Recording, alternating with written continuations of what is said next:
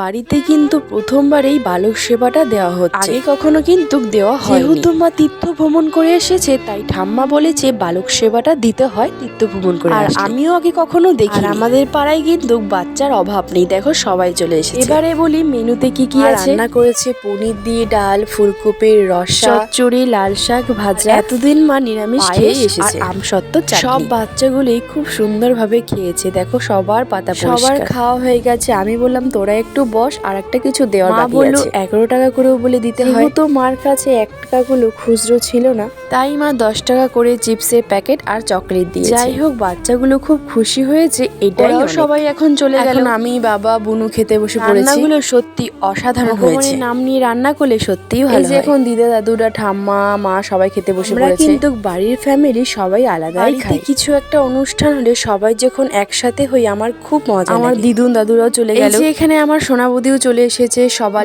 যাই বলুক না কেন বৌদি আমাদের সাথে কোনোদিনই আলাদা হবে না। সবাই ভালো থেকো, সুস্থ থেকো। রাধে রাধে।